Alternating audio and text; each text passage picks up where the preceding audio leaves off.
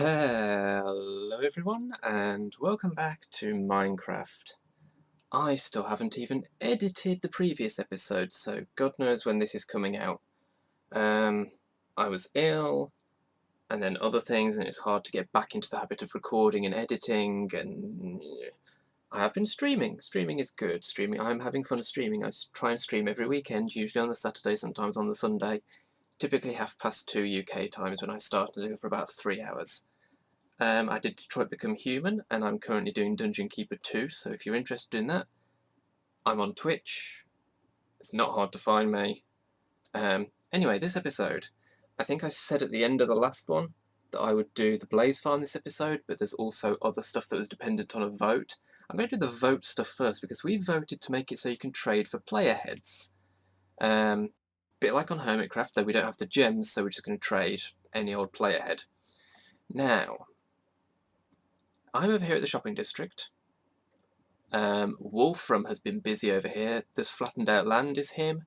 The tree is him. The wither is him. Nice work, dude. But I'm up here on the mountain, which was a spot he helped me pick. And, yes, that is a massively tall pillar of concrete powder, because I need quite a bit of concrete for this. I need quite a bit of all sorts of things. A lot of quartz as well. I need more diorite than I've got. I've got a bunch of quartz, probably not enough. Yeah, I'm going to need more than that. But this is just the surface build. The main build will be down below. And for this, I need... Have you frozen? Can you not?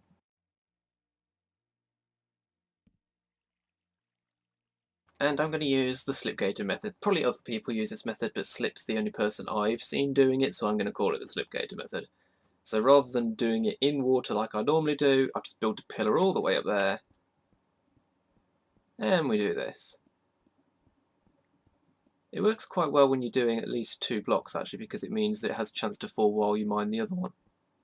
That works out pretty well.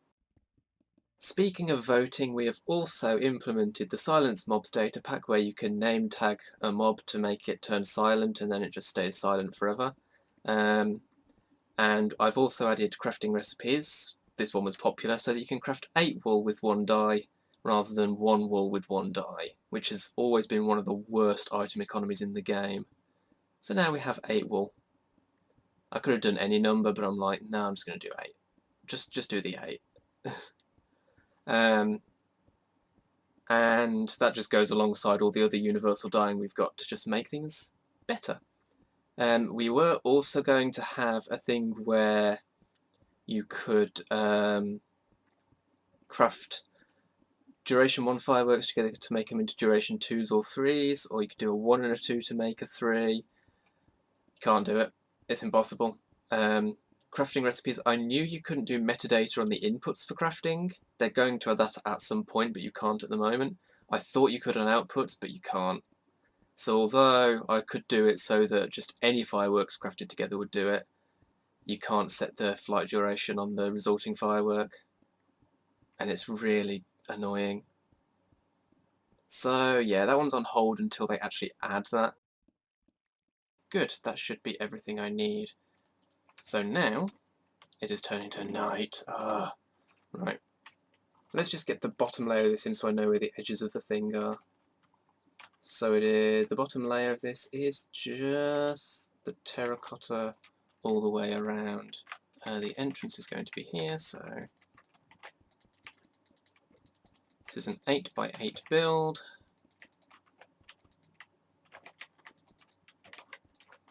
And that's the base of it.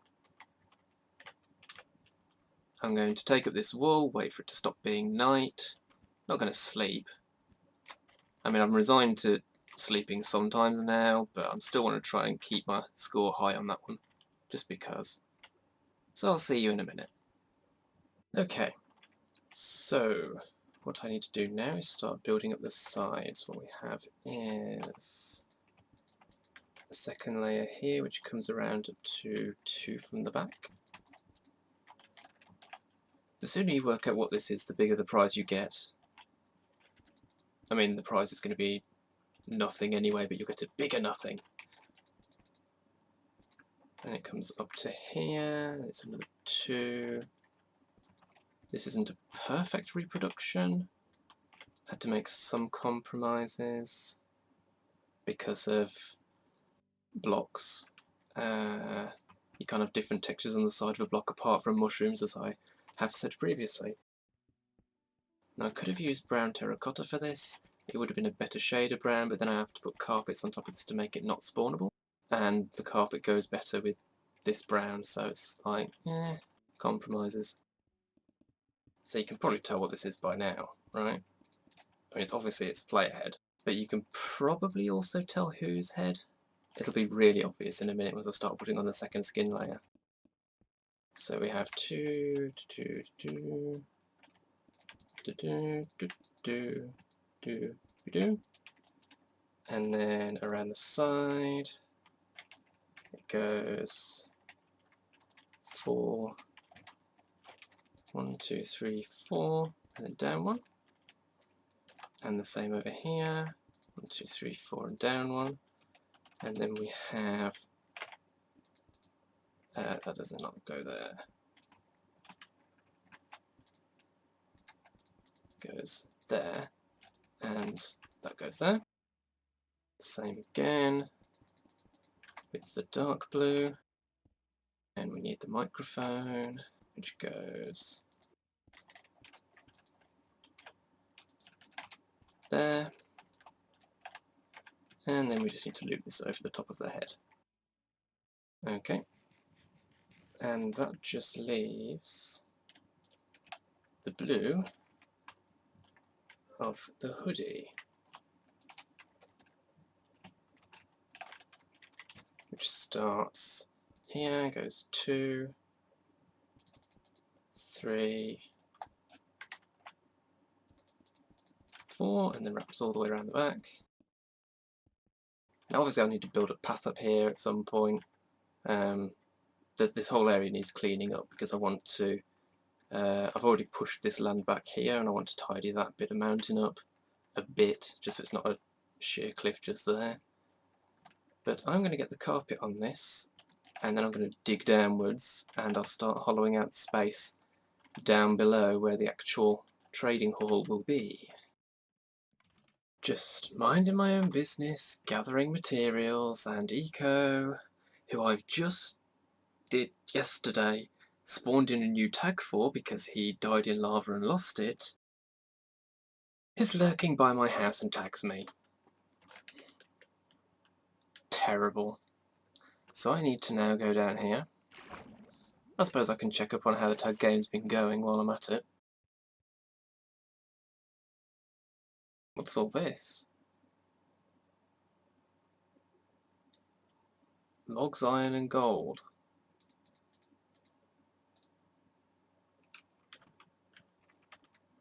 Okay.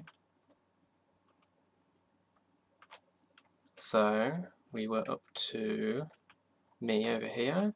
I tagged Teg. That's cool. How many armor stands has he got there? That's at least 4 armor stands. Is it really that hard to follow the sign format? Yeah, twice. The sign formatting, guys.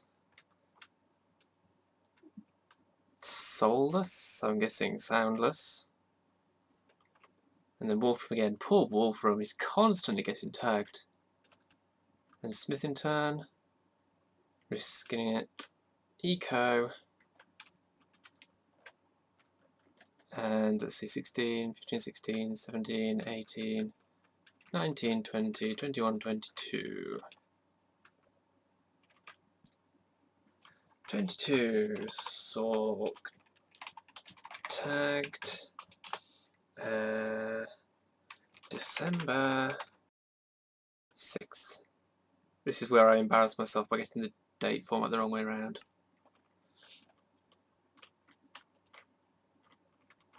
No. Haha, good. Okay.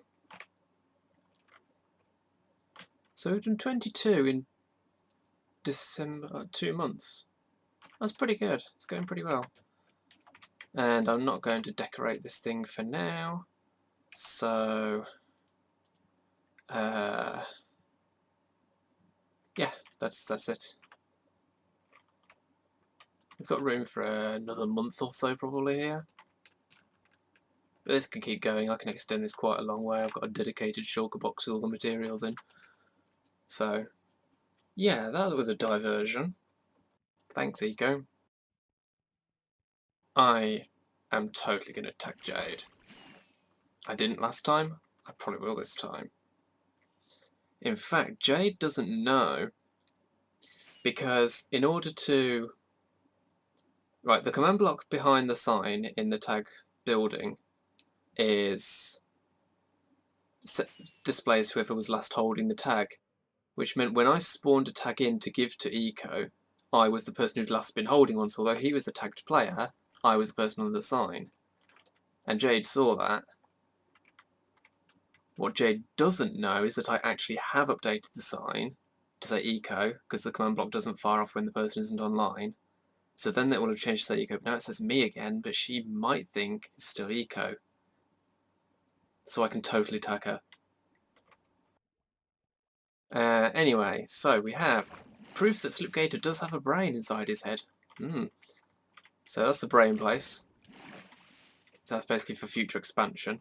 And then down below, quite a long way down below,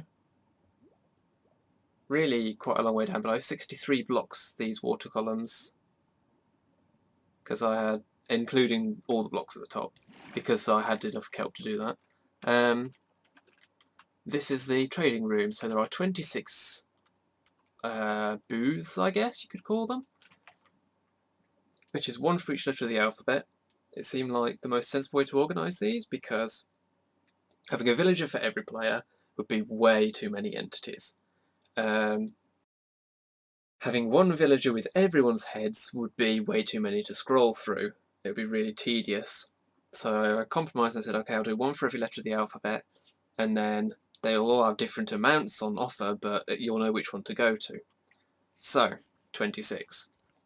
And what I'm going to do is, on the floor here will be a glass pane, which will connect to the side walls and the front, but not the back. So if you accidentally throw items into the booth, which can happen when you close a trading window if you've left some in there. Completely lost my train of thought there because Eco died to a pigman and I was debating whether or not to be sarky or just sympathetic, and I went with sympathetic. So yeah, there will be glass panes in the floor which will connect to this, this and this, but not that. If you accidentally throw items into the booth, because when you close a trading window, if you've left any in there, you will do that. They will fall into a water stream down below because they can get past the glass pane, and then that water stream will lead all the way around, come back into the middle, go up into a shulker box which will be in the centre of the floor, so you can collect any heads that you've accidentally thrown at the villagers. So we've got our 26 booths. This is the scale of the room. There's going to be a pool of water in the middle just for aesthetic reasons, and the ceiling is going to be somewhat arched. So I'm going to get on with building this. The first thing I need to do is dig down and do the water channel. So the water starts over here, it runs around there, around here, gets to here, loops around there, goes into that hopper line leads under the floor here into this dropper, which as soon as it gets something in it, puts it in the shulker box. So let's let the water out and test it. 3, whoops, well, that doesn't help. Well, I accidentally broke some more ice along the way, so I've ended up picking up the bone blocks, but let's see what I get with these.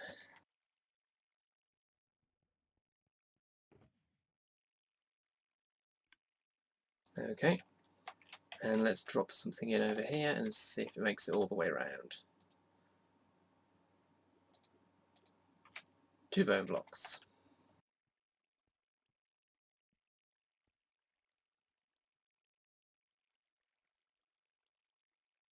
And there they go.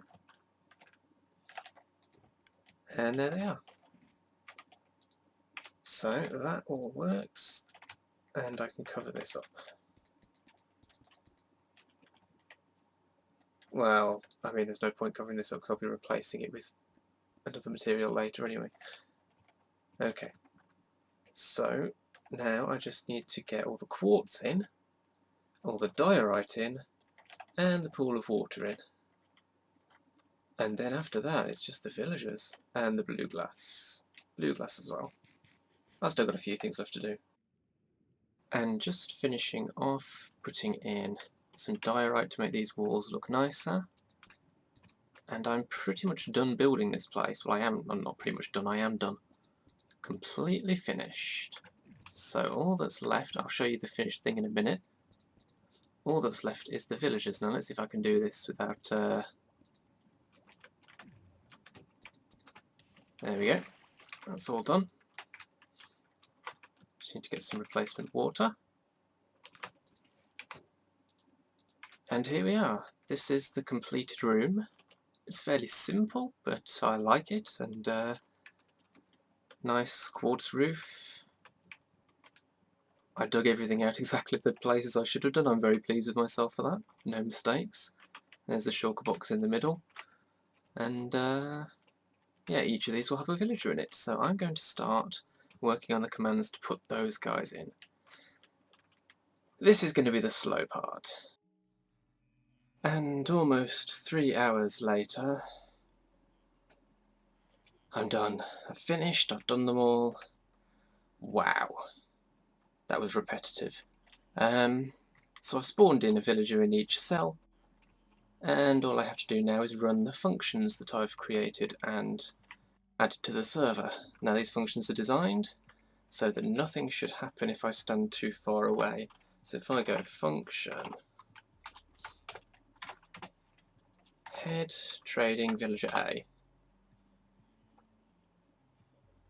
nothing happens. If I stand next to the guy, ta-da! Now we haven't got any for A, so, but also invulnerable. So then all I have to do is B, and we have my camera count, BOO, Biffer, Brony, C, Cosmac, Cobfan, and so on and so forth. DocM, all the way up to Z, where we have Zidaf and Zombie Cleo. So there they all are. So I am over here with Slip, Smithington, Soundless, myself, and Stress Monster. And you'll notice I've done different colours. So for example, all the hermits are in green, all of the server members are in blue, Slip is in dark blue, camera accounts are in grey, and we have a couple of extras as well. Evil Azuma. And I love this guy, that face is perfect with the nose fitting into there. Worm Man. So that's it. The Hall of Heads, the Head Trading Hall, is ready, is open for business. It's complete, it can now be used. If more people opt in, this is the beauty of using the data merge in the command rather than summoning the villagers. I can just update the function, update it onto the server, run it again. I don't have to kill a villager and spawn a new one or anything. Data merge, love it. But that's going to be it for this episode. This has taken way longer than I expected. The episode might be short, I don't know how much I'm going to edit out. Blaze Farm will have to be next episode. But if you've enjoyed it, remember to leave a like. I skipped a bit. That's it. If you enjoyed it, remember to leave a like. Share, favorite, comment, help support the channel. Follow me on Twitter, so what's going on. Sod it. Bye.